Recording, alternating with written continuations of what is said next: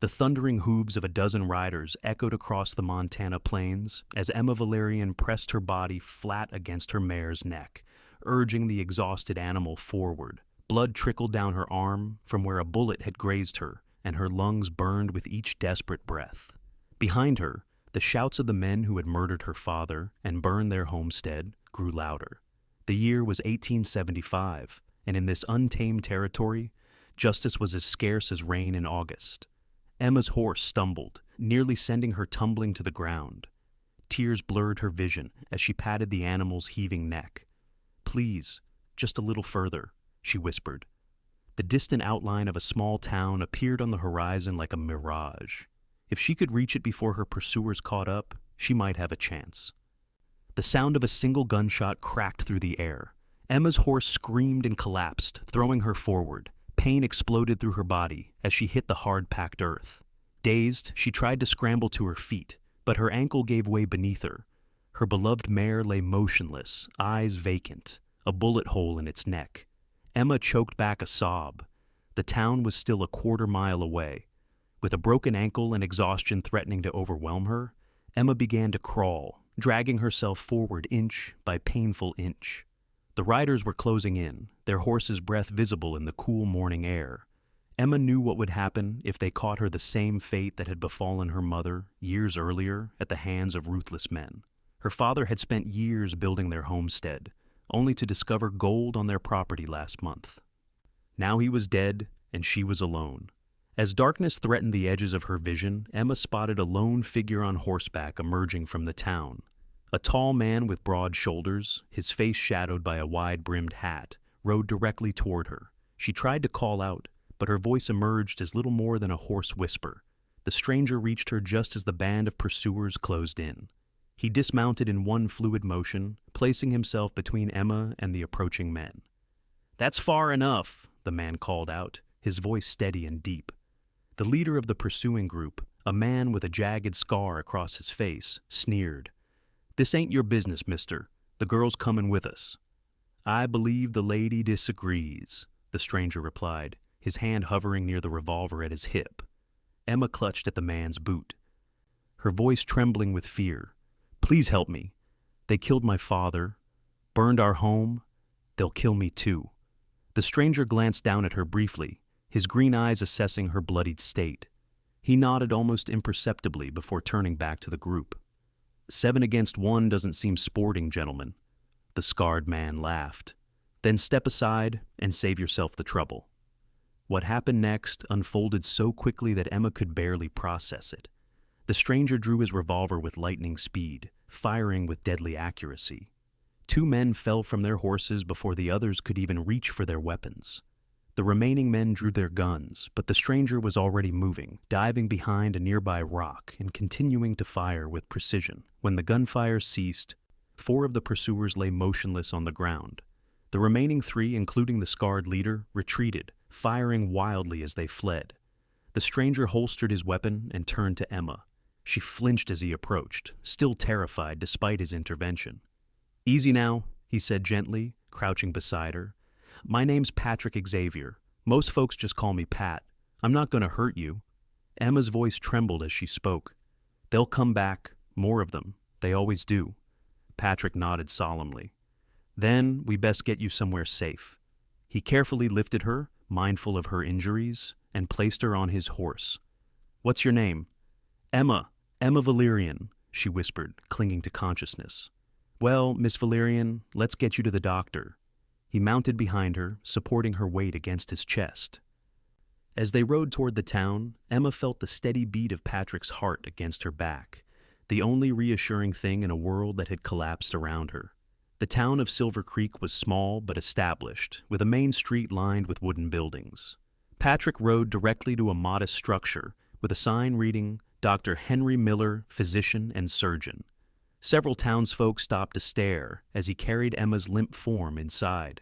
"Doc Miller!" Patrick called out as he entered. A gray-haired man with spectacles emerged from a back room, wiping his hands on a cloth. His eyes widened at the sight of Emma. "Bring her here," he instructed, gesturing to an examination table. Patrick gently laid her down. "Found her being pursued by Blackwell's gang. She's been shot, and I think her ankle's broken." The doctor worked quickly, cutting away the fabric of Emma's sleeve to examine the bullet graze. "This isn't too deep, thankfully.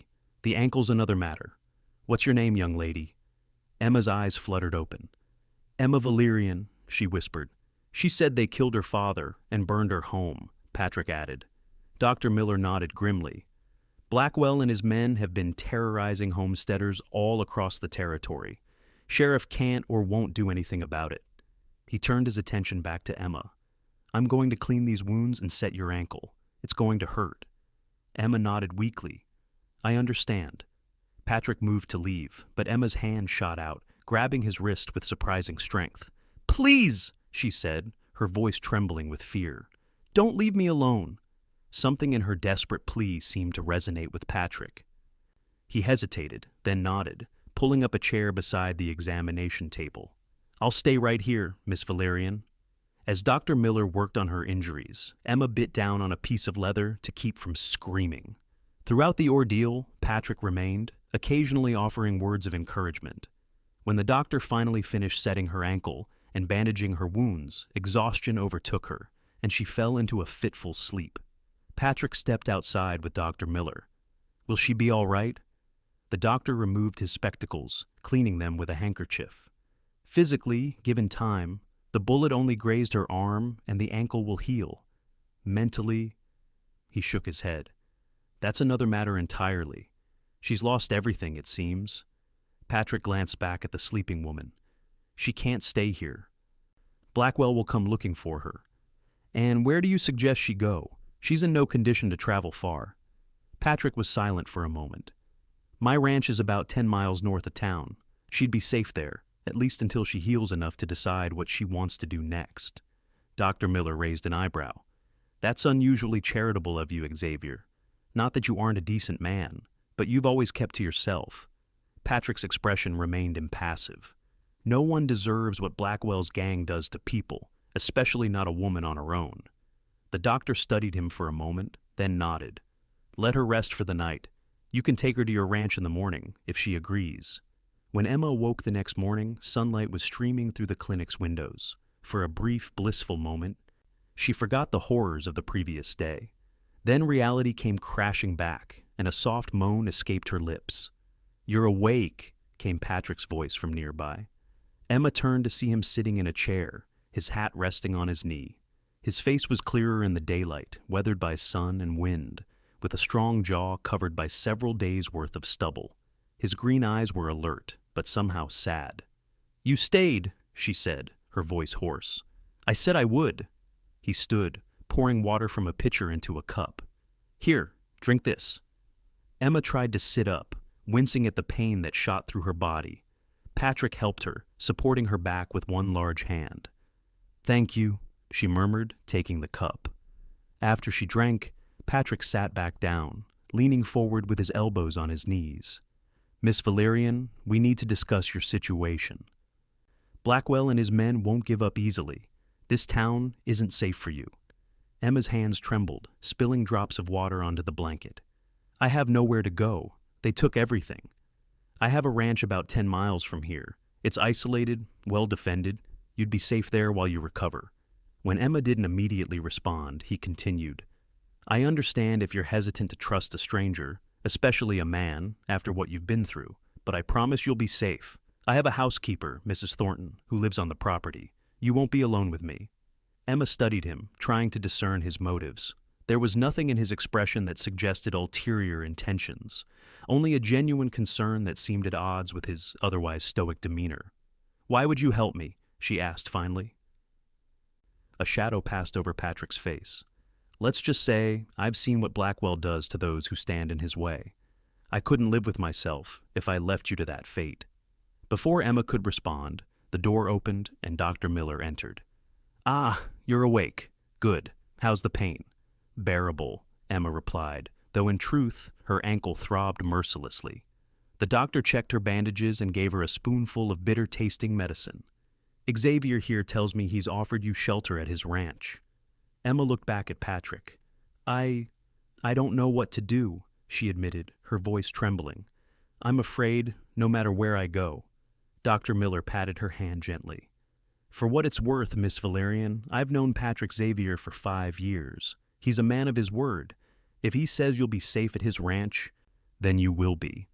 Emma closed her eyes, fighting back tears. She had no family, no friends in this territory. Her father had moved them here from Boston 2 years ago after her mother's death, seeking a fresh start. Now she was alone in a dangerous land, with only the kindness of strangers to rely upon. "All right," she said finally, opening her eyes and meeting Patrick's gaze. "I accept your offer, Mr. Xavier. Thank you." Patrick nodded once, his expression unreadable. "Mrs. Thornton will be glad for the female company. She's been trying to civilize me for years, without much success." The hint of dry humor in his voice brought a ghost of a smile to Emma's lips, the first since her world had fallen apart. The journey to Patrick's ranch took longer than expected due to Emma's condition. Dr. Miller had provided a dose of laudanum for the pain, but even so, each jolt of the wagon Patrick had borrowed sent waves of agony through her broken ankle. She gritted her teeth, determined not to complain. Patrick drove the wagon with careful precision, avoiding the worst ruts in the road when possible. Occasionally, he would glance at her, his brow furrowing at the paleness of her face. "Not much further," he assured her as they crested a hill. "The ranch is just beyond that stand of cottonwoods." Emma nodded, too exhausted to speak. The landscape rolling by was beautiful in its wild way, vast expanses of prairie grass dotted with wildflowers, distant mountains rising blue on the horizon. Under different circumstances, she might have appreciated its grandeur. As they passed through the trees, Patrick's ranch came into view. A substantial 2-story house built of sturdy logs stood in a clearing, with several outbuildings and corrals nearby. A small creek ran along one side of the property, and a garden was visible behind the house. It was larger and more established than Emma had expected. "You live here alone?" she asked, finding her voice again. "Just me and Mrs. Thornton, and about 30 head of cattle, a dozen horses, some chickens, and one very disagreeable goat," Patrick replied, a hint of that same dry humor in his voice. As the wagon pulled up to the house, the front door opened, and a plump woman with gray-streaked hair hurried out. "Mr. Xavier, we weren't expecting you back so soon." Her eyes widened as she caught sight of Emma. "Oh my goodness, what's happened?" "Mrs. Thornton, this is Miss Emma Valerian," Patrick said, bringing the wagon to a stop. "She'll be staying with us for a while. She's had a rough time of it and needs a safe place to recover." The woman's expression immediately softened. "Of course, the poor dear. Let's get you inside." She turned to Patrick with the air of someone used to giving orders. "Don't just sit there, Mr. Xavier. Carry the young lady inside. I'll prepare the guest room." Patrick's lips twitched in what might have been amusement as he complied, carefully lifting Emma from the wagon. Despite his strength, his touch was gentle as he carried her into the house.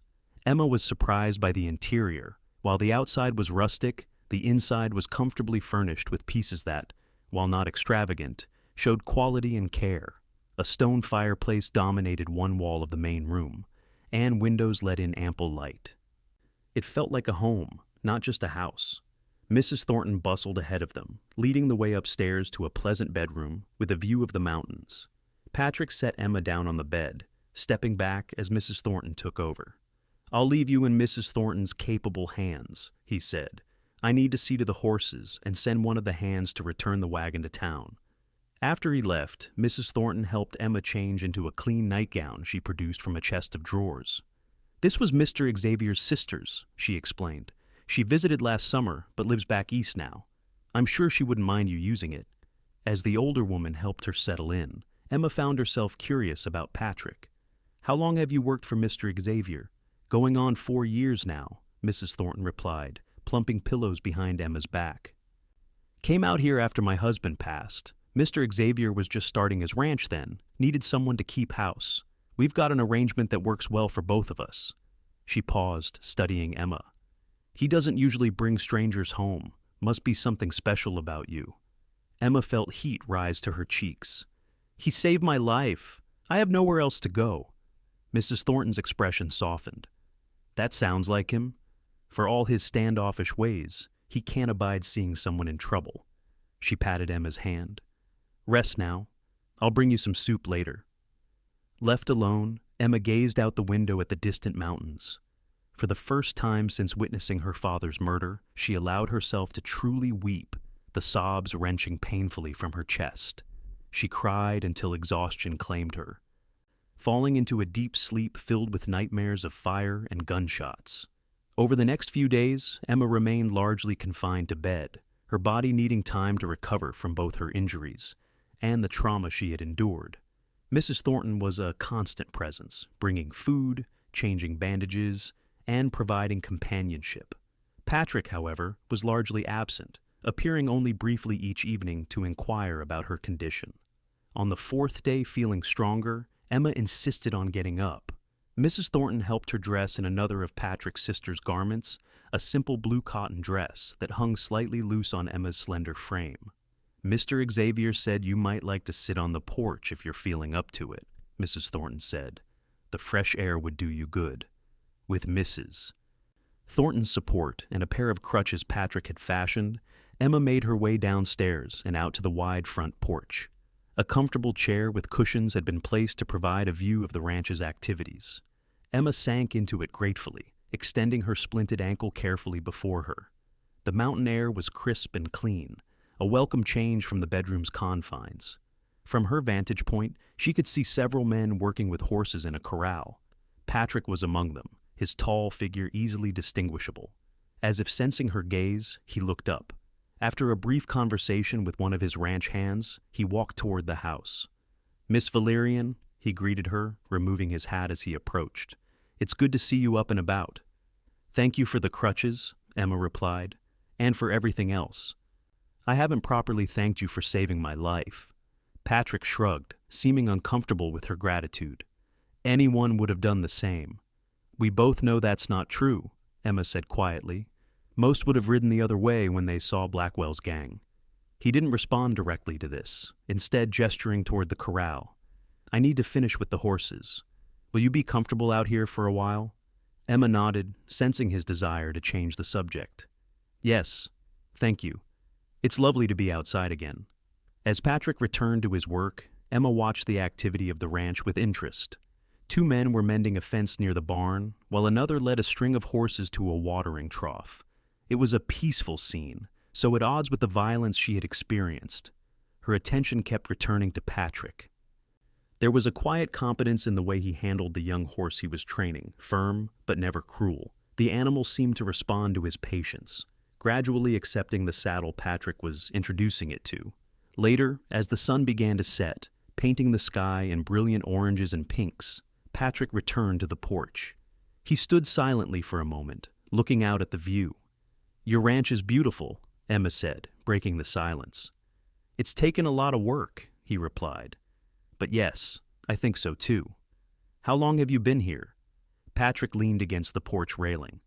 5 years. Came west after the war with whatever money I had left from my army pay, and a dream of open spaces." "You fought in the war?" Emma asked, suddenly curious about this quiet man who had saved her. He nodded once. "Union cavalry. Didn't talk about it much when I came back. Most folks were trying to forget by then." Emma understood the reluctance in his voice.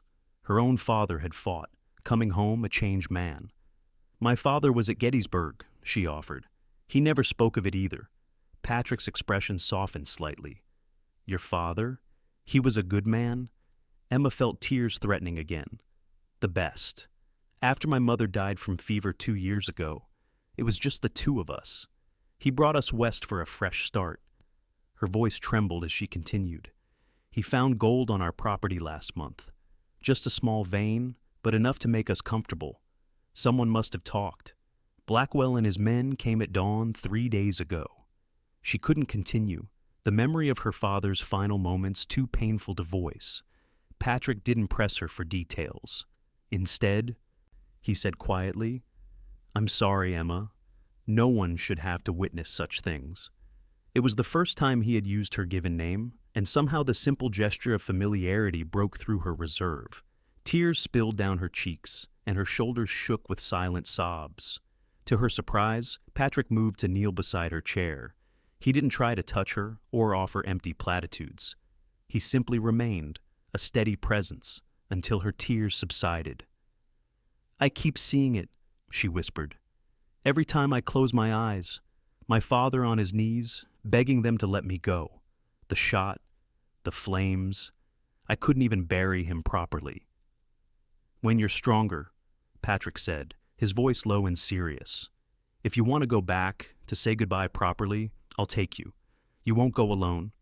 Emma looked at him through tear-blurred eyes, struck by the genuine concern in his usually guarded expression. Thank you, she managed. Mrs. Thornton appeared at the door then, announcing that dinner was ready. Patrick helped Emma to her feet, supporting her as she maneuvered her crutches. His hand on her elbow was warm and reassuring. That night, for the first time since the attack, Emma slept without nightmares. The days began to take on a rhythm at the ranch. Each morning, Emma would wake to the smell of coffee and the sounds of the household coming to life. Mrs. Thornton would help her dress and make her way downstairs for breakfast, which was often shared with Patrick before he headed out for the day's work. As her strength returned, Emma began to help Mrs. Thornton with small tasks around the house, mending clothes, shelling peas from the garden, or simply keeping the older woman company as she worked. The activity helped keep her mind from dwelling too much on her losses and gave her a sense of purpose. Her ankle was healing, though Dr. Miller, who rode out once a week to check on her, cautioned that it would be at least another month before she could put her full weight on it. The bullet graze on her arm had already scabbed over and was well on its way to becoming just another scar. Patrick remained somewhat of an enigma. During meals, he was polite but reserved, answering Emma's questions about the ranch but rarely offering information about himself. Yet she occasionally caught him watching her, with an expression she couldn't quite decipher, something between concern and curiosity. 2 weeks after her arrival, Emma was sitting on the porch with her mending when she heard the sound of approaching horses. She looked up to see 3 riders coming up the road to the ranch. Her heart began to pound as irrational fear gripped her. Could Blackwell have found her? Patrick emerged from the barn, alerted by the same sounds. He glanced at Emma, noting her distress, and moved to stand near the porch steps, one hand resting casually near his holstered revolver. As the riders drew closer, Emma's fear subsided slightly. None of them resembled the men who had attacked her homestead. The man in the lead was wearing a badge, the sheriff, she presumed. Xavier, the sheriff called in greeting as they reined in their horses. Sheriff Hollis, Patrick replied, his posture relaxing marginally. What brings you out this way? The sheriff dismounted, followed by his 2 deputies. Looking for information about a gang that's been causing trouble. Heard you had a run-in with them near Silver Creek a couple weeks back. Patrick's expression revealed nothing. I did. Sheriff Hollis's gaze moved to Emma on the porch. This the young lady who was being pursued? Miss Valerian, Patrick confirmed. She's been recovering here from injuries sustained during her escape. The sheriff approached the porch, removing his hat. Miss Valerian, I'm Sheriff James Hollis from Riverdale County. I'd like to ask you some questions about what happened, if you're up to it. Emma's hands trembled around the fabric she was mending. Of course, she managed, though her voice was barely audible. Patrick moved to stand beside her chair, a silent presence of support. Perhaps we could move this conversation inside, Sheriff. Miss Valerian is still recovering. Once settled in the parlor, with Mrs. Thornton hovering protectively nearby, Sheriff Hollis began his questions. Emma recounted the events of that terrible morning, how she had awakened to shouts, how her father had urged her to run while he confronted the intruders, how she had glimpsed his execution through the window as she fled to the stable. I recognized one of them, she said, her voice steadier now, a man with a scar across his face. My father and I had seen him in town a few days earlier, watching our wagon when we went to the assayer's office. Sheriff Hollis nodded grimly. That would be Jack Blackwell. He and his gang have been terrorizing homesteaders across 3 counties. They usually target those who found gold or other valuable resources. Why haven't you stopped them? Emma asked, a hint of accusation in her tone. The sheriff had the grace to look uncomfortable. Territory's big, Miss Valerian. My jurisdiction only covers Riverdale County. By the time we hear about an attack, they've usually crossed county lines. He glanced at Patrick. Xavier here did more damage to their operation in 5 minutes than law enforcement has managed in months. They'll come after her, Patrick said flatly. Blackwell doesn't leave witnesses. Sheriff Hollis nodded. That's why we're trying to track them down. Got reports they've been seen near Elkhorn, about 30 miles east of here. He turned back to Emma. I'm sorry about your father, Miss Valerian. We'll do everything we can to bring these men to justice. After the sheriff and his deputies departed, a heavy silence fell over the house. Emma sat motionless, the mending forgotten in her lap. Memories she had been trying to suppress, now freshly painful again. Patrick remained nearby, his presence oddly comforting. Finally he spoke. You were brave to tell your story. Emma looked up at him, tears shimmering in her eyes. It didn't feel brave. Nothing about me is brave. I ran while my father died. You survived, Patrick said firmly. That takes courage. Don't diminish that. His words, spoken with such conviction, penetrated the fog of guilt and grief that had surrounded her. Do you think they'll catch them, Blackwell and his men? Patrick's expression darkened. Sheriff Hollis is a decent lawman, but he's right about the territory being too vast. Blackwell knows these lands, knows how to disappear when needed. So they'll get away with it, Emma whispered, with all of it. Patrick was silent for a long moment. Then, not necessarily. Before Emma could ask what he meant, he changed the subject. Would you like to see more of the ranch tomorrow? If you're feeling up to it, I could take you around in the wagon. The offer surprised her. I'd like that, she said, recognizing his attempt to distract her from darker thoughts. The next morning dawned clear and warm. After breakfast, Patrick brought a small wagon to the front of the house. He had lined the seat with cushions to make it more comfortable for Emma. With Mrs. Thornton's help, Emma made her way down the steps and allowed Patrick to lift her onto the seat. We won't go far, he promised as he settled beside her and took up the reins. Just enough to give you a proper look at the place. As they drove away from the house, Emma felt a sense of freedom she hadn't experienced since before the attack. The fresh air and sunshine seemed to lift some of the heaviness from her heart. Patrick proved to be a knowledgeable guide, pointing out features of his ranch with quiet pride. He showed her the creek, where he'd built a small dam to ensure water for the cattle during dry spells, the meadow where wildflowers grew in profusion, and the distant herd of cattle grazing on the lush grass.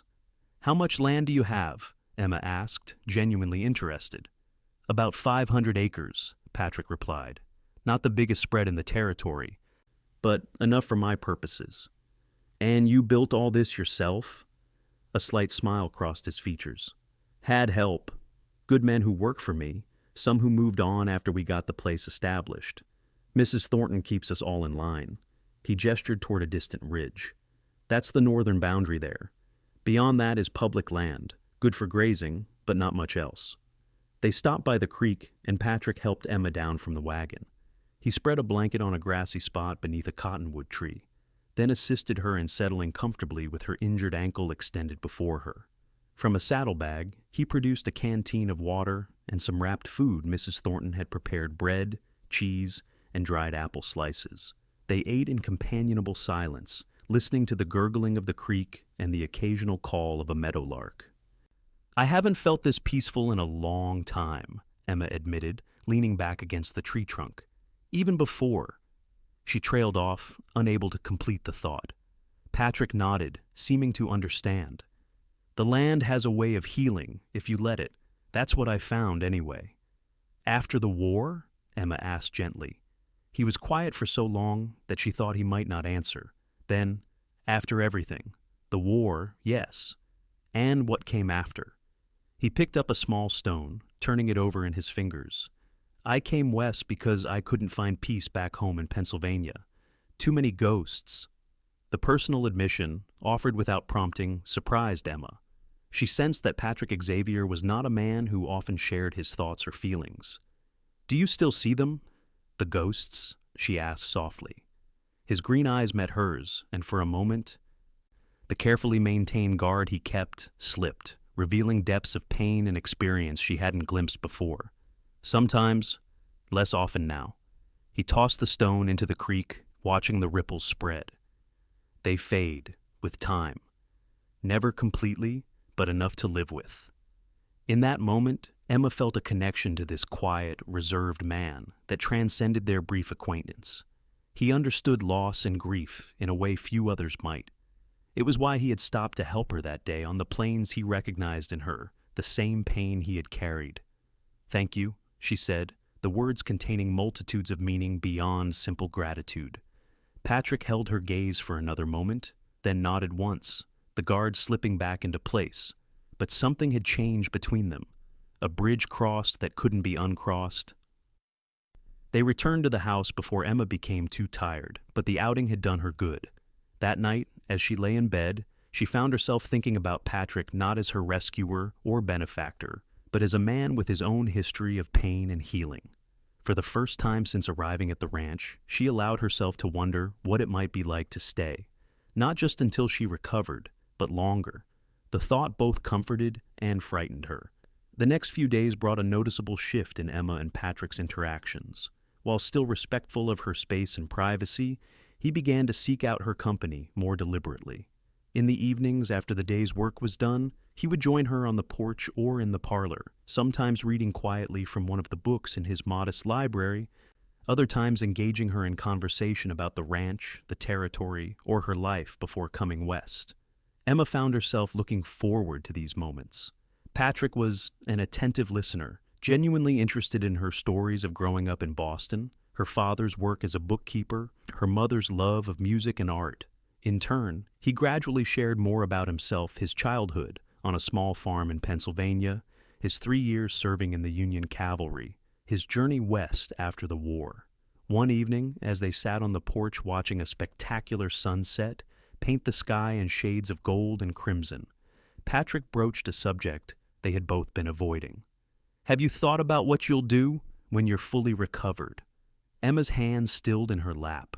The question had been lingering in the back of her mind, but she had been pushing it away, unwilling to face the uncertainty of her future. "I don't know," she admitted. "I have an aunt in Boston, my mother's sister. I suppose I could write to her, ask if she would take me in." The prospect filled her with a vague sense of dread.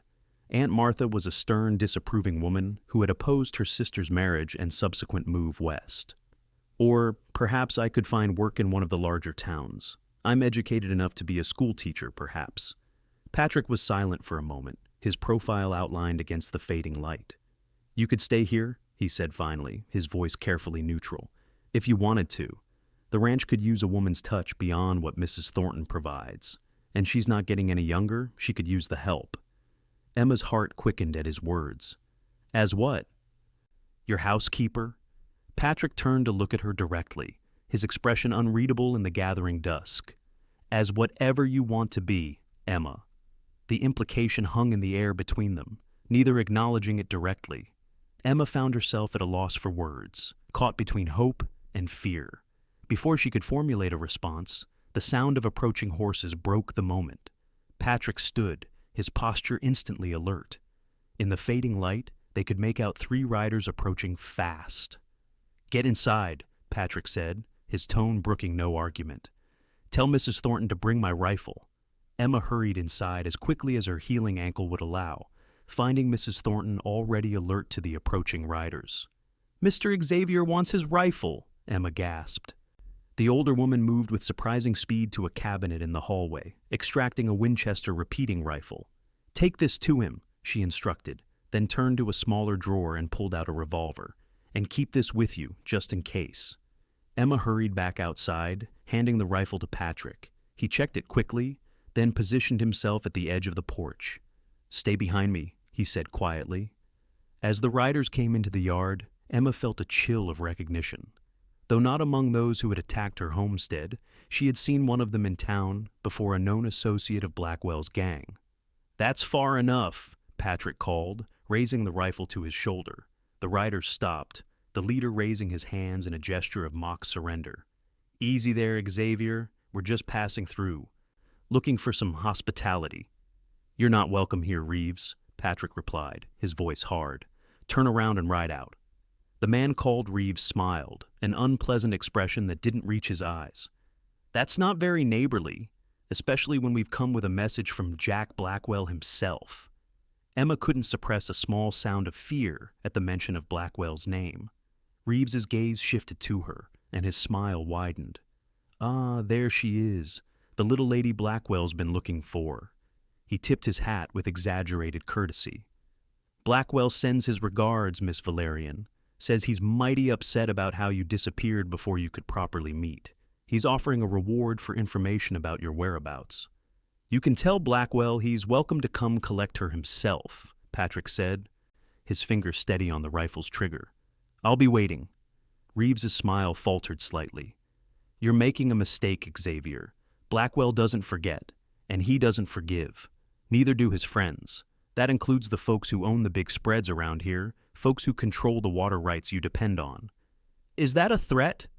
Patrick's voice remained steady, but Emma could see the tension in his shoulders. Just friendly advice, Reeves replied. Turn the girl over to us now, and maybe your ranch doesn't have any unfortunate accidents. Grass fires can spread mighty quick this time of year. Patrick's response was to chamber around in the rifle, the sound unnervingly loud in the twilight.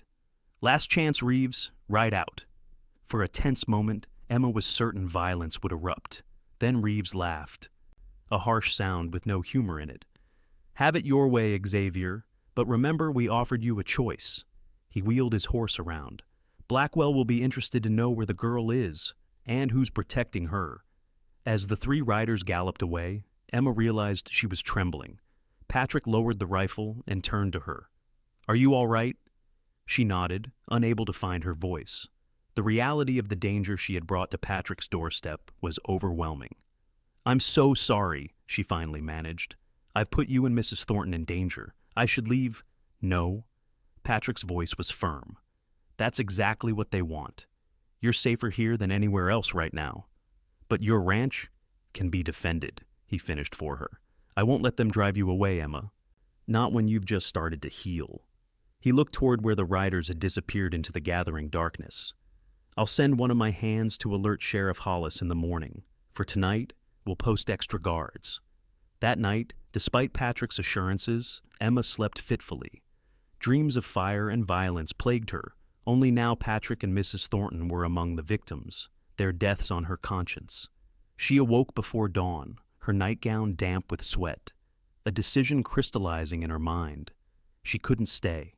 No matter what Patrick said, her presence put him and everyone at the ranch in danger. Blackwell's reach was long, his vengeance relentless. She would not be responsible for more deaths. Moving quietly, Emma dressed in the clothes she had arrived in, now cleaned and mended by Mrs. Thornton. Her ankle, though not fully healed, could bear her weight for short periods. She packed a small bundle of essentials, some food from the kitchen, a canteen of water, the revolver Mrs. Thornton had given her. She scrawled a brief note of gratitude and apology, leaving it on her pillow. As the first light of dawn crept over the mountains, Emma slipped out the back door of the house. She would make her way to the nearest town, find passage on a stagecoach heading east. Somehow she would start over, far from Montana territory and the danger she carried with her. She had barely reached the edge of the property when she heard hoofbeats behind her. Turning, she saw Patrick galloping toward her, his expression a mixture of anger and concern. He reined in his horse sharply, dismounting in one fluid motion. "What do you think you're doing?" he demanded. Emma straightened her spine, determined not to waver.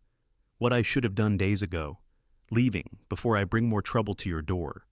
Without even saying goodbye, sneaking away like a thief?"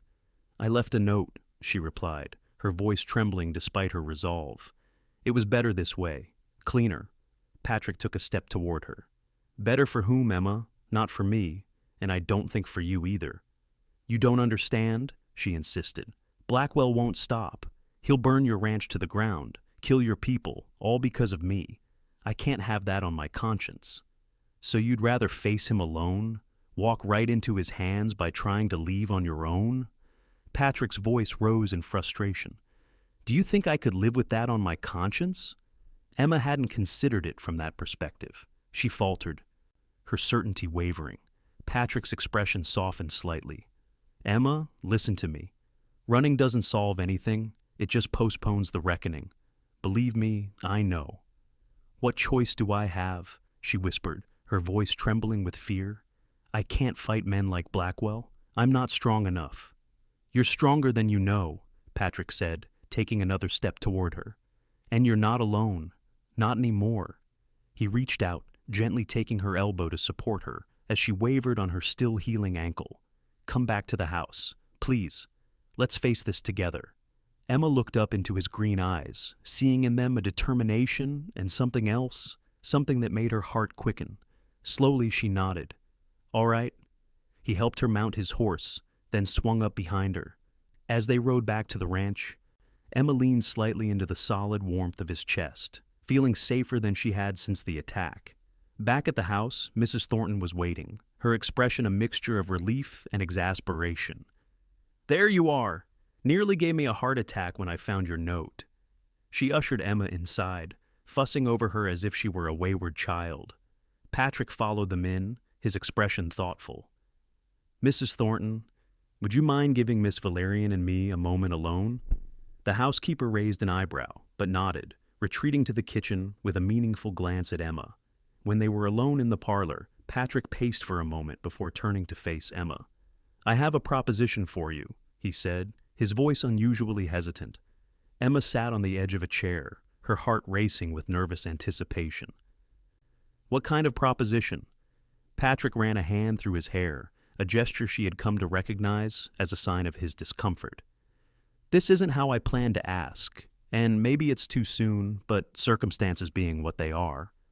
He took a deep breath. "I think you should marry me." Emma stared at him, certain she had misheard. "What?"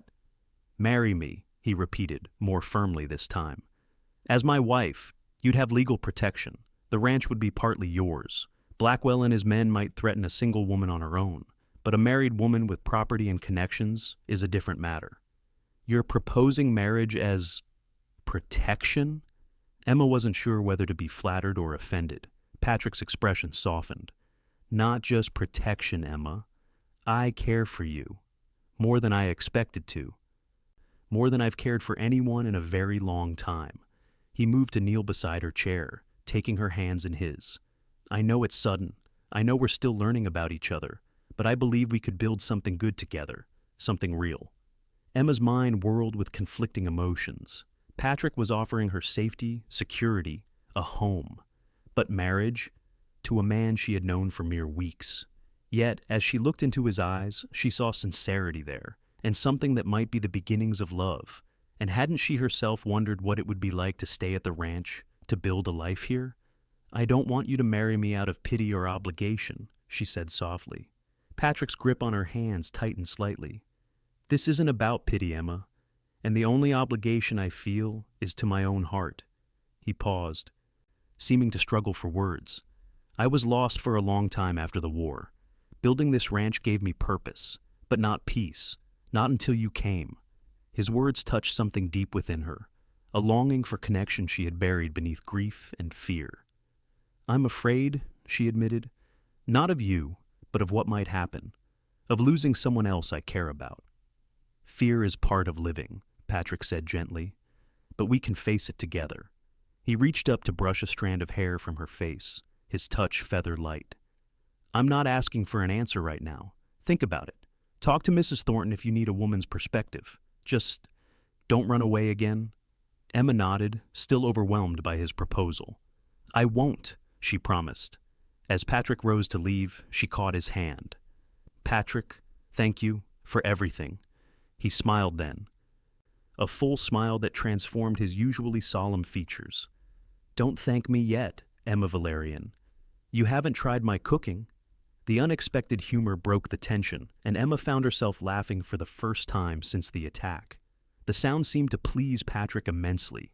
Later that day, Emma sought out Mrs. Thornton. The housekeeper was in the garden, harvesting vegetables for dinner. She looked up as Emma approached, her shrewd eyes taking in Emma's thoughtful expression.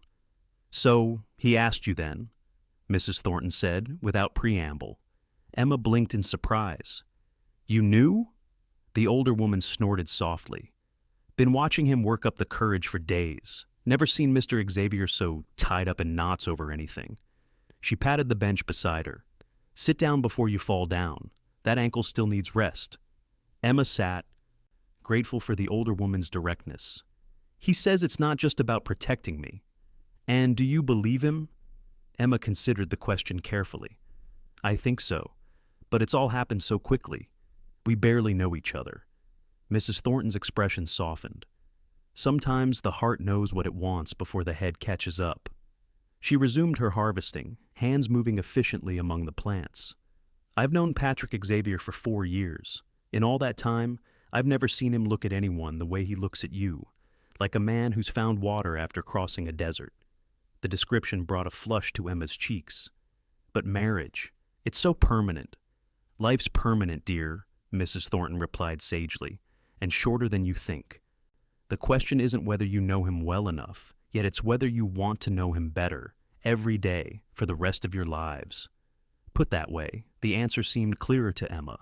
Despite the circumstances that had brought them together, despite the lingering shadow of Blackwell and his threats, she had found something unexpected with Patrick, a connection, a sense of belonging, the beginnings of healing. I think I do, she admitted softly. Mrs. Thornton nodded, seeming unsurprised. Then that's your answer, isn't it? That evening, Emma found Patrick on the porch, watching the sunset as had become their habit. He stood as she approached, his expression carefully neutral. May I join you? Emma asked. Always, he replied, pulling out a chair for her. They sat in comfortable silence for a few minutes. The beauty of the Montana evening spread before them. Finally, Emma gathered her courage. I've been thinking about your proposal, she began. Patrick turned to face her, his eyes intent on hers. And? I have conditions, Emma said, surprising herself with her boldness. A smile tugged at the corner of his mouth. I'm listening. First, I want a real marriage, not just a legal arrangement. She took a deep breath. Second, I want to be a true partner in the ranch, to learn everything about running it. And third, she hesitated, then forged ahead. I want us to face Blackwell together. I don't want to spend our lives looking over our shoulders. Patrick's expression grew serious. The first 2 conditions I accept gladly. The third, he sighed. Blackwell is dangerous, Emma. I don't want to put you in his path again. I already am in his path, she pointed out. Running hasn't worked. Hiding won't work forever. We need to end this, one way or another. Patrick was quiet for a long moment, studying her face. You've changed since you arrived here, he said finally. Found your courage again. You helped me find it, Emma replied softly. By believing in me when I couldn't believe in myself. He reached for her hand, his calloused fingers warm against hers. Then yes, we'll face Blackwell together. But we do it smart, we do it careful, and we do it with the law on our side, if possible. Emma nodded her agreement. So, does this mean? It means, Patrick said, his voice low and intense, that if you'll have me, Emma Valerian, I would be honored to call you my wife. In answer, Emma leaned forward and pressed her lips to his in a gentle, tentative kiss. Patrick remained still for a heartbeat, then returned the kiss with a tenderness that brought tears to her eyes. When they finally parted, both a little breathless, Patrick's smile was brighter than she had ever seen it. I take it that's a yes? Emma laughed, a sound of pure joy. Yes, Patrick Xavier, that's a yes. The wedding took place 2 weeks later, a simple ceremony in the Silver Creek Church with Dr. Miller and Mrs. Thornton as witnesses. The town's minister, Reverend Davis, officiated, his kindly manner putting Emma at ease. She wore a dress Mrs. Thornton had helped her alter a beautiful cream-colored gown that had belonged to Patrick's sister. Patrick, looking uncommonly refined in a clean black suit, could hardly take his eyes off her as she walked down the aisle on Dr. Miller's arm. The vows were traditional, but as Emma spoke the words, she felt their weight and meaning. This was no marriage of convenience or protection, despite its practical beginnings. Somewhere in the midst of her recovery, amid quiet conversations on the porch and shared moments of understanding, something profound had grown between them. As Patrick slipped a simple gold band onto her finger, his mother's, he had told her, preserved through the war and his journey west, Emma felt tears of happiness spring to her eyes. For the first time since her father's death, she could envision a future filled with more than just survival. The celebration afterward was modest, but joyful.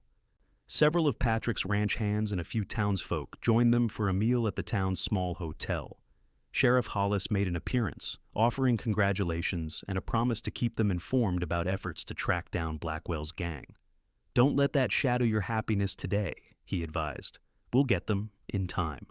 As the sun began to set, Patrick and Emma rode back to the ranch, their ranch now, Emma reminded herself with a sense of wonder. Mrs. Thornton had gone ahead to prepare the house, giving the newlyweds time alone on their journey home. They rode side by side, occasionally exchanging glances filled with anticipation and a touch of nervousness. For all their growing feelings, there remained the uncertainty of new intimacy ahead of them. When they arrived, Patrick helped Emma down from her horse, then surprised her by sweeping her into his arms. Tradition, he explained with a smile as he carried her across the threshold. Inside, Mrs. Thornton had outdone herself. The house was spotless, with vases of wildflowers placed throughout. A special dinner waited on the table, kept warm by covered dishes, and a bottle of wine, a luxury in the territory, stood ready. Mrs. Thornton has gone to stay with her sister in town for a few days, Patrick told her, setting Emma gently on her feet. To give us some privacy. Emma felt her cheeks warm at the implication, though the prospect of being truly alone with Patrick filled her with more anticipation than apprehension. They shared the meal by candlelight, talking easily about the ceremony, the guests, the future. As they finished the wine, a comfortable silence fell between them. Patrick reached across the table to take her hand, his thumb tracing gentle circles on her palm. "Emma Xavier," he said, testing the sound of her new name. "My wife." The simple declaration sent a shiver through her. "My husband," she replied, the word still new and wondrous on her tongue. Patrick stood, drawing her to her feet and into his arms. This time when he kissed her, there was no hesitation, no holding back. Emma responded with equal fervor, her arms winding around his neck as she pressed herself against him. Later, in the darkness of what was now their shared bedroom, all uncertainty fell away. Patrick's hands and lips were gentle, reverent as he discovered her body. Emma, finding courage in his tenderness, explored him in turn, the broad expanse of his shoulders, the scars that told stories of his past, the strong heartbeat beneath her palm. When they finally joined as husband and wife, Emma felt as though something broken inside her was being made whole again. In Patrick's arms, the nightmares that had plagued her seemed distant and powerless. For the first time since the attack, she felt truly safe, truly home. As dawn broke over the mountains, Emma lay awake, watching Patrick sleep beside her. His features were relaxed in slumber, the usual vigilance softened. She traced the line of his jaw with her fingertip, marveling at the turn her life had taken. From the depths of tragedy and loss, she had found love and hope again. Whatever challenges lay ahead, Blackwell, the hardships of ranch life, the ghosts of their respective pasts, they would face them together. Of that, Emma was certain. In the weeks that followed, Emma and Patrick settled into married life with surprising ease. True to her conditions, Patrick began teaching Emma everything about running the ranch, from the business ledgers to the practical aspects of cattle raising and horse breeding. She proved a quick study, her Boston education providing a solid foundation for the ranch's accounts, while her determination served her well in learning the physical tasks. The threat of Blackwell lingered at the edges of their happiness, but as days passed without incident, they allowed themselves to hope that perhaps the gang had moved on to easier targets. Sheriff Hollis reported that Blackwell's men had been spotted far to the south, suggesting they had indeed left the area. Still, Patrick maintained extra vigilance. Ranch hands took turns patrolling the property's boundaries, and no one traveled alone if it could be avoided. Emma carried the revolver Mrs. Thornton had given her whenever she ventured beyond the immediate vicinity of the house. As summer gave way to autumn, the ranch buzzed with activity preparing for the coming winter. Hay was cut and stored, cattle were moved to lower pastures, and supplies were laid in against the isolation the snows would bring. Emma threw herself into these preparations alongside Patrick, finding satisfaction in the rhythms of ranch life. One crisp October morning, Emma stood on the porch, breathing in the pine-scented air. The mountains were dusted with the first snow of the season, their peaks gleaming white against the brilliant blue sky. Patrick had ridden out at dawn, with several hands to check on the herd, leaving Emma to oversee the smokehouse where the last of the season's meat was being preserved. Mrs. Thornton emerged from the house, wiping her hands on her apron. "Mr. Xavier's been gone a while," she observed, a hint of concern in her voice. "Usually back by now for his midday meal." Emma glanced at the position of the sun, realizing the older woman was right. "Perhaps they found something that needed attention with the herd," she suggested, though a flicker of worry kindled in her chest. Perhaps, Mrs. Thornton agreed, not sounding convinced. Still, might be worth sending young Tom to check. He's in the barn mending tack. Before Emma could respond, the sound of approaching horses drew their attention. Relief washed through her as she recognized Patrick's stallion in the lead, his tall figure unmistakable even at a distance. But as the riders drew closer, Emma's relief turned to alarm. Patrick was slumped forward in his saddle, one of the ranch hands riding close beside him, as if to prevent him from falling. "Mrs. Thornton, fetch Dr. Miller," Emma cried, already hurrying down the steps as fast as her healed ankle would allow. "Patrick's hurt." By the time she reached the riders, two of the hands were helping Patrick from his horse. His face was pale beneath his tan, a crimson stain spreading across the left side of his shirt. "What happened?" Emma demanded, her heart pounding with fear. "Ambush!" One of the hands, a weathered man named Hank, replied grimly. 3 men waiting in the trees near the north ridge started shooting without warning. Boss took a bullet before we could get to cover. "Blackwell's men?" Emma asked. Though she already knew the answer. Hank nodded. Recognized one of them. Same fellow who came here with Reeves that night. They helped Patrick into the house and onto the sofa in the parlor. His breathing was labored, his skin clammy to the touch. Emma cut away his blood-soaked shirt to reveal a bullet wound in his left side, still seeping blood. "I need clean cloths, hot water, and whiskey," she instructed, falling back on the basic medical knowledge her mother had taught her. As Mrs. Thornton hurried to comply, Emma turned to the ranch hands. "Tom, ride for Dr. Miller as fast as you can. The rest of you, keep watch. They might follow you back here." As the men dispersed to their tasks, Emma turned her attention back to Patrick. His eyes fluttered open, focusing on her with effort. "Emma," he whispered. "Don't try to talk," she said, fighting to keep her voice steady. "Save your strength. Dr. Miller is coming." Patrick's hand found hers, squeezing weakly. "Not your fault," he managed, reading the guilt in her expression. "My choice, always." Tears threatened, but Emma blinked them back. She needed to be strong now, for Patrick. Mrs. Thornton returned with the supplies, and together they cleaned the wound as best they could, applying pressure to slow the bleeding. The bullet appeared to have passed through Patrick's side without hitting any vital organs, but he had lost a concerning amount of blood. By the time Dr. Miller arrived, riding hard behind young Tom, Patrick was drifting in and out of consciousness. The doctor worked efficiently, cleaning the wound more thoroughly and stitching both the entry and exit points. "He's lucky," he told Emma as he worked. "An inch to the right and it would have hit his liver. As it is, if we can prevent infection, he should recover fully."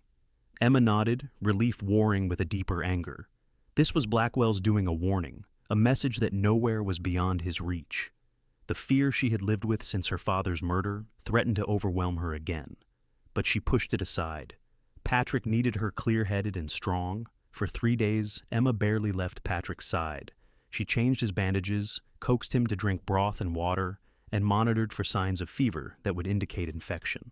On the 3rd night, his fever broke, and by morning, he was lucid enough to demand real food and news of the ranch. "The ranch is fine," Emma assured him, adjusting his pillows so he could sit up slightly to eat the stew Mrs. Thornton had prepared. "Hank and the others have everything well in hand." Patrick studied her face, noting the shadows beneath her eyes and the tension in her posture. "And you? How are you holding up, Mrs. Xavier?" The use of her married name brought a small smile to Emma's lips despite her exhaustion. "Better now that you're improving. You gave us quite a scare." He caught her hand as she moved to stand. "Emma, we need to talk about what happened, about Blackwell." Emma sank back into the chair beside the bed. "It was them, wasn't it?" Hank recognized one of the men. Patrick nodded grimly.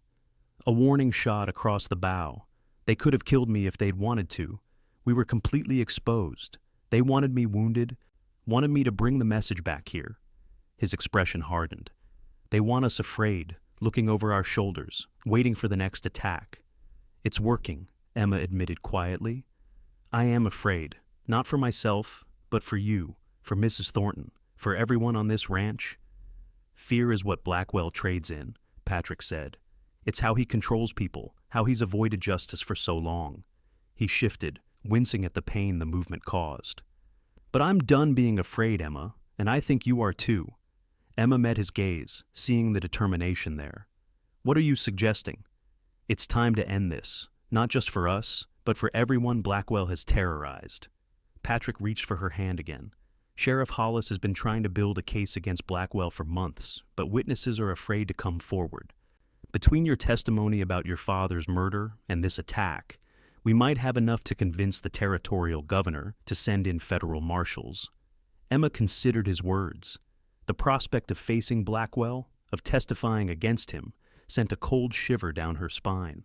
Yet the alternative, living in perpetual fear, watching over her shoulder for the rest of her life, was worse. "All right," she said finally, "but you're not going anywhere until that wound is fully healed. I'll send a message to Sheriff Hollis asking him to come here." Patrick smiled, a hint of his usual strength returning to his features. "That's my brave wife." Sheriff Hollis arrived 2 days later, his weathered face grave as he listened to their account of the ambush. When they finished, he nodded slowly. "This matches reports I've had from other ranchers.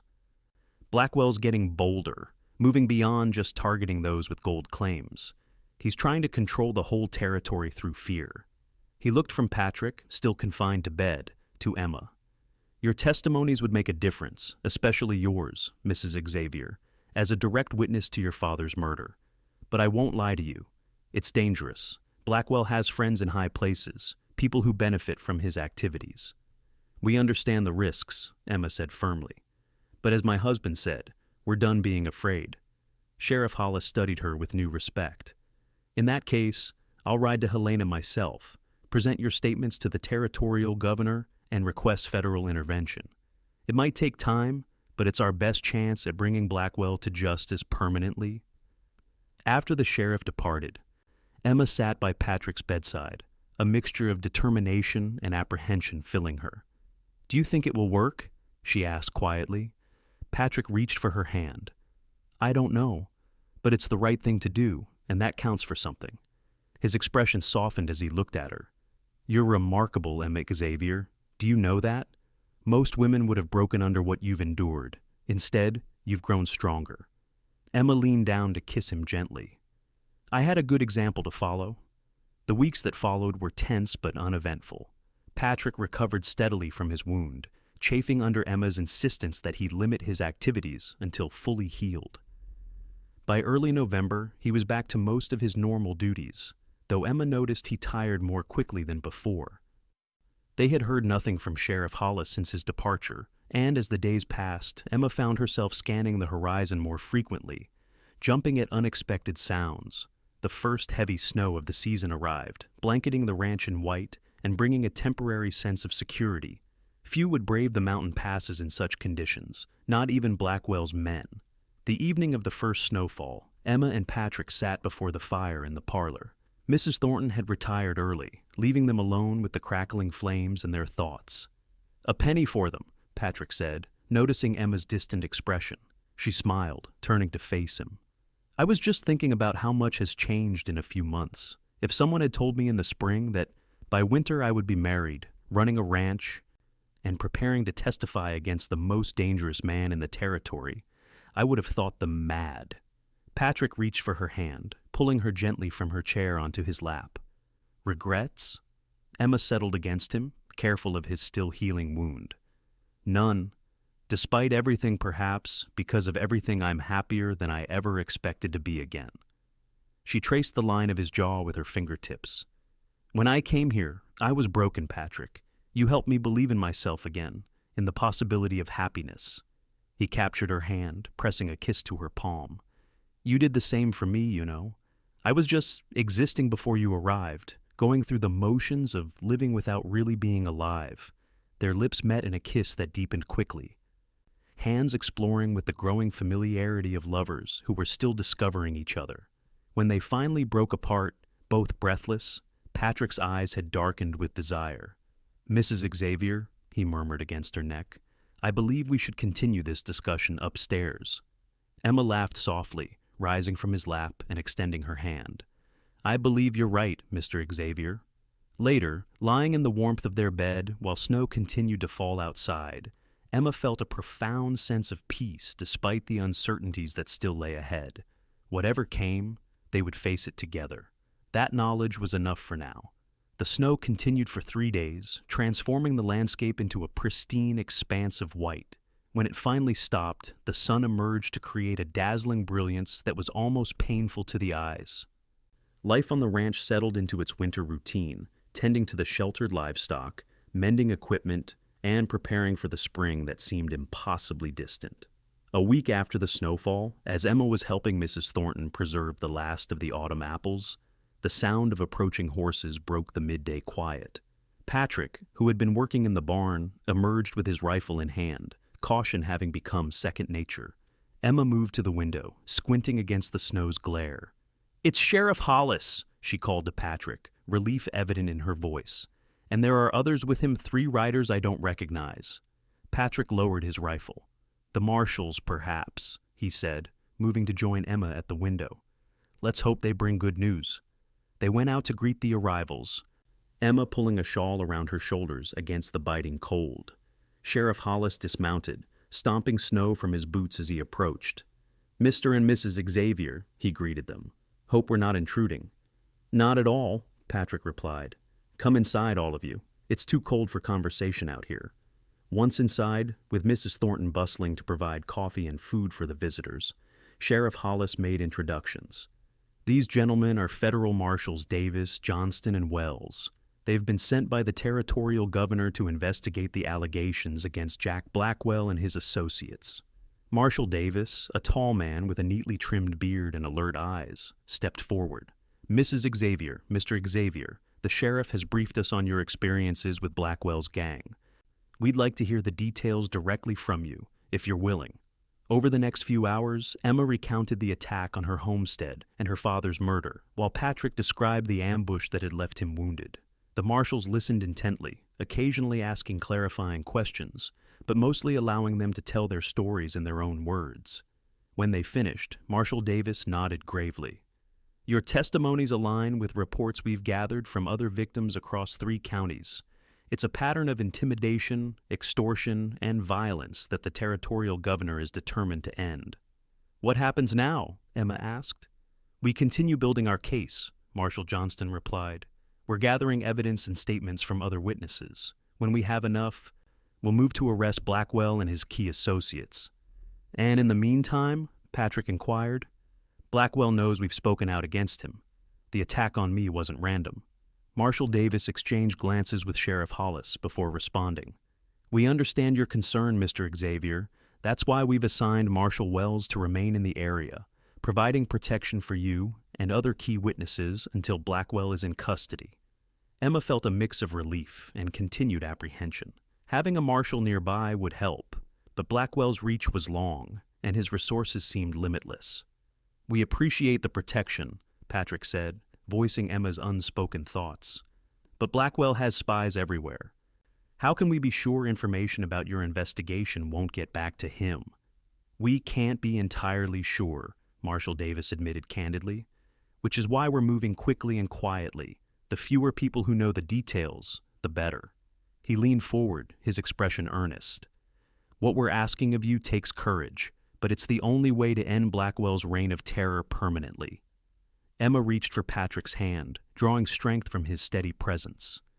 "We understand," she said, "and we're committed to seeing this through." After the marshals departed, leaving Marshal Wells to establish himself in the bunkhouse with Patrick's ranch hands, Emma and Patrick retreated to the privacy of their bedroom. The day's revelations and decisions had left them both drained. "Are you all right?" Patrick asked, watching Emma as she sat at the dressing table, brushing out her hair. She met his gaze in the mirror. "I'm scared," she admitted, "but also relieved that something is finally happening, that Blackwell might actually face justice for what he's done." Patrick moved to stand behind her, placing his hands gently on her shoulders. "I'm proud of you, Emma. Prouder than I can say." She reached up to cover his hand with hers. "I couldn't have done any of this without you. When I ran from that burning homestead, I thought my life was over. I never imagined I could find happiness again, or purpose, or—" She hesitated, then turned to face him. "Or love." The word hung in the air between them. Though they had married, though they shared a bed in their bodies, neither had spoken that word directly until now. Patrick knelt beside her chair, taking her hands in his. "Emma Xavier, I love you more than I thought it possible to love another person. You brought light back into my life when I had resigned myself to shadows." Tears welled in Emma's eyes, but they were tears of joy, not sorrow. "I love you too," she whispered, "so much that sometimes it frightens me." He drew her into his arms, holding her as if she were the most precious thing in the world. "Then we'll be frightened together," he murmured against her hair. "And brave together too." Winter deepened, the snow growing higher around the ranch house as December gave way to January. Marshall Wells integrated himself into the rhythm of ranch life, helping with chores while maintaining a vigilant eye for any sign of trouble. His presence brought a measure of security that allowed Emma and Patrick to focus on planning for the spring and the future of their ranch. In the long winter evenings, gathered around the fire with Mrs. Thornton, they would often discuss their hopes for the coming year, expanding the herd, breeding their finest horses, perhaps adding new rooms to the house. Despite the uncertainty that still loomed with Blackwell, they refused to put their lives on hold. One particularly cold evening in late January, as a blizzard howled outside, Emma sat working on a piece of embroidery while Patrick read aloud from a novel Mrs. Thornton had ordered from back east. The peaceful domestic scene was interrupted by a sharp knock at the door. Patrick set down the book, his hand moving instinctively to the revolver he kept nearby. Marshall Wells, who had been cleaning his weapons at the kitchen table, was already on his feet. "Stay here," Patrick instructed the women as he moved cautiously toward the door. Marshall Wells positioned himself to one side, his gun drawn. "Who's there?" Patrick called. "Sheriff Hollis," came the muffled reply. "Got news you need to hear." Patrick opened the door just enough to confirm the visitor's identity, then stepped back to admit the snow-covered lawman. Sheriff Hollis stomped the snow from his boots, his breath forming clouds in the cold air. "Apologies for arriving so late," he said, accepting the coffee Mrs. Thornton quickly offered. "Would have waited till morning, but thought you should know right away." "Know what?" Emma asked, setting aside her embroidery. Sheriff Hollis took a long drink of coffee before answering. "Blackwell's been arrested. Marshals Davis and Johnston caught him crossing back into the territory yesterday. He's being held in Helena under heavy guard." The news was so unexpected that for a moment no one spoke. Then Patrick found his voice. "What about his men, his organization?" "Most of his lieutenants were arrested with him," the sheriff replied, "including the scarred fellow you identified, Mrs. Xavier. They were coming back from a meeting with some of their business associates in Idaho. Marshals had information about their route and set up an ambush of their own." He smiled grimly. "Poetic justice, some might say." Emma felt as though a great weight had been lifted from her shoulders. "So it's over?" she asked, hardly daring to believe it.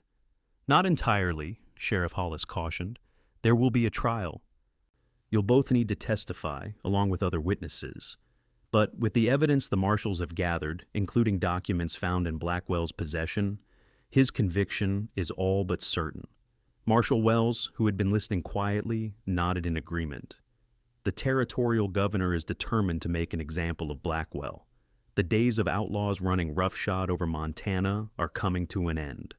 That night, as Emma lay in Patrick's arms, she felt truly safe for the first time since the attack on her homestead. "Do you think it's really over?" she whispered. Patrick's arms tightened around her. "Blackwell's part in our story is over," he said, "but our story is just beginning." He pressed a kiss to her forehead. "What do you think about adding a nursery to those house expansions we've been discussing?"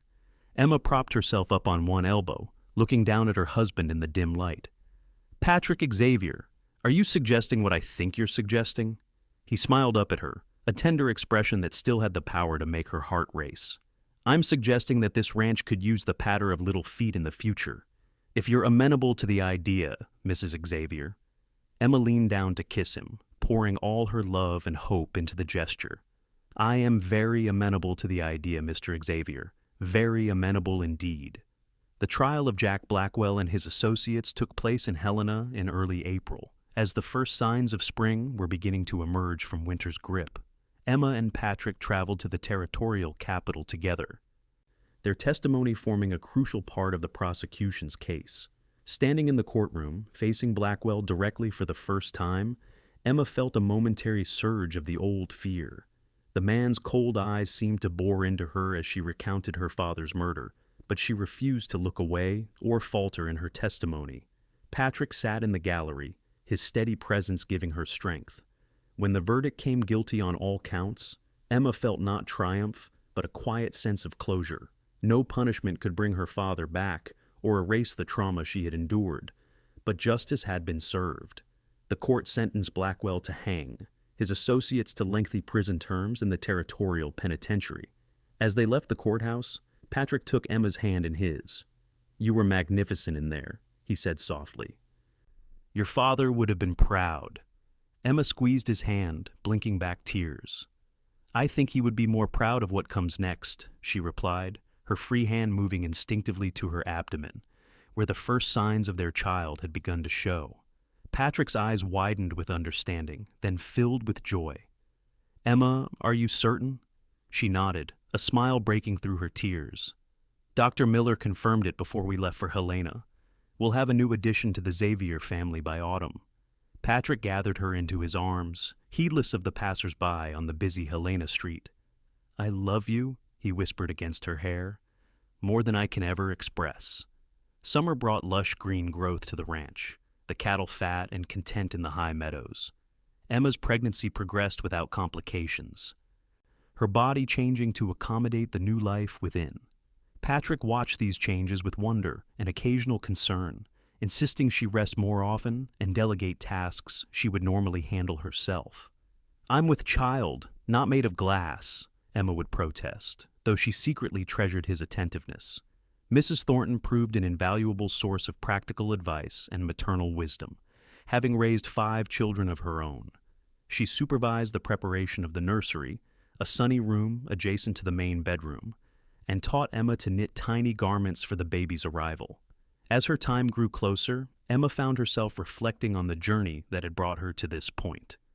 From the terror and despair of her father's murder to the joy and anticipation of impending motherhood, it seemed almost impossible that just over a year had passed. "Penny for your thoughts," Patrick said one evening, finding her on the porch in her favorite rocking chair, hands resting on her swollen belly. Emma smiled up at him. "I was just thinking about how quickly life can change, how the darkest moments can lead to the brightest." Patrick pulled up a chair beside her.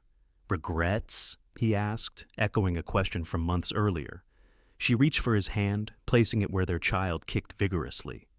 "None," she replied, watching his face light up at the sensation. "Every step of the path, even the painful ones, led me here, to you and our child. How could I regret that?" Patrick leaned over to kiss her, a gesture still filled with the same tenderness and passion as their first kiss. "You saved me, Emma Xavier," he murmured, "in ways I didn't even know I needed saving." "We saved each other," she corrected gently, "and now we'll save each other every day for the rest of our lives." Their son was born on a crisp September morning, his lusty cries filling the bedroom as Dr. Miller placed him in Emma's arms. Patrick, who had refused to leave her side throughout the long labor, looked upon his wife and child with awe and pride. "He's perfect," Emma whispered, tracing a fingertip over the baby's tiny features. "Hello, Thomas William Xavier." They had chosen the name months earlier, Thomas for Emma's father, William for Patrick's. "Hello, son," Patrick said, his voice thick with emotion as he reached out to touch the downy hair on the baby's head. "Welcome to the world." As little Thomas settled against her breast, Emma looked up at Patrick, her heart so full it seemed it might burst. "I love you," she said simply. Patrick leaned down to kiss her forehead, then their son's. "And I love you both, more than I ever thought possible." He smiled, eyes bright with unshed tears. "Our family, our future." Emma nodded, contentment washing over her like a gentle wave. From the depths of fear and loss, she had found her way to love and healing. With Patrick beside her and their son in her arms, she faced the future not with trepidation, but with hope and confidence. Outside the window, the Montana sky stretched endlessly blue over the land they had made their own.